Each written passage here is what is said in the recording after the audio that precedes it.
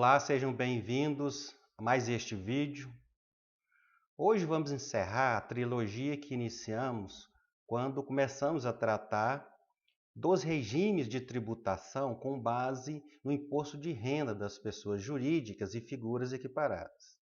Já gravamos vídeos sobre o Simples Nacional, lucro presumido e hoje chegou a vez do lucro real. O que seria o lucro real? O lucro real é um lucro líquido do período de apuração, antes da provisão para o RPJ, que é o próprio Imposto de Renda da Pessoa Jurídica, ajustado pelas adições, exclusões, compensações, todas autorizadas pela legislação do Imposto de Renda. No lucro real, realmente o contribuinte visa apurar o lucro do período de apuração, pelo confronto entre receitas, custos e despesa. E aí sim surge a diferença que pode ser tanto positiva ou negativa. Se positiva, lucro, se negativa, prejuízo. Quem pode optar pelo lucro real? Como esse é um regime por excelência em que o contribuinte vai encontrar o resultado de sua atividade operacional e também não operacional, é um regime aberto, franqueado a todos os contribuintes. Mas há uma gama de pessoas que são obrigados ao lucro real. E assim estão obrigados ao regime de tributação do RPJ com base no lucro real, pessoas tais como aquelas cuja receita total no ano calendário anterior tenha excedido o limite de 78 milhões, ou sua proporção, que são 6 milhões e 500 mil multiplicado pelo número de meses de atividade do período, quando inferior a 2 meses, porque a pessoa pode começar a atividade, por exemplo, no mês de abril, no mês de setembro, etc. É um limite amplo, né? Portanto, o lucro real é para pessoas jurídicas e figuras equiparadas que têm um faturamento expressivo, 78 milhões ou mais. Também estão obrigados ao lucro real os contribuintes cujas atividades sejam ligadas ao mercado de capitais ou ao mercado financeiro, tais como bancos comerciais, caixa econômica, sociedades corretoras e figuras similares. Quem também tiver lucro oferido no exterior, pode ser lucro, rendimentos ou ganho de capital, também estão obrigados ao lucro real. Como que se faz a opção por esse modelo de tributação? Ou como se ingressa nele obrigatoriamente? Olha, as bases de cálculo do RPJ e da CSL, que existe essa dobradinha, Imposto de Renda e Contribuição Social sobre o Lucro Líquido, assim como existe a dobradinha PIS e COFINS. Então, as bases de cálculo do RPJ e da CSL serão determinadas em períodos de apuração trimestrais. Portanto, a regra geral é que o imposto de renda pelo lucro real também seja trimestral. E esses períodos se encerram em 31 de março, 30 de junho, 30 de setembro e, finalmente, 31 de dezembro de cada ano no calendário.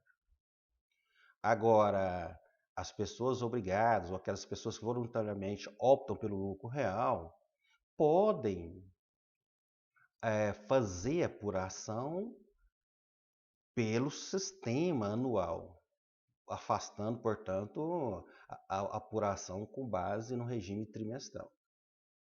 E nessa apuração anual, o contribuinte é obrigado a fazer as antecipações mensais, que são conhecidos como as estimativas. Então, alternativamente à apuração trimestral, o contribuinte, né, no período de apuração, poderá optar pelo anual, mas tendo que fazer, quando está no lucro real, os aportes mensais a título de estimativa. E o que são estimativas? Estimativas mensais, este recolhimento obrigatório, que é uma espécie de antecipação, como acontece com as pessoas físicas, e só existe no lucro real anual, né? E se formaliza com o pagamento do imposto referente ao mês de janeiro, ou, se a atividade estiver iniciada no outro mês, a partir desse mês de início da atividade. E vale para todo ano, portanto, é retratável para todo ano o calendário. E a pessoa jurídica poderá suspender ou reduzir o pagamento do RPJ com base em balanço, balancete mensal. Então, o contribuinte pode deixar de recolher as estimativas quando tiver a contabilidade e o lucro real exigir super formal, rigoroso, conforme as leis comerciais.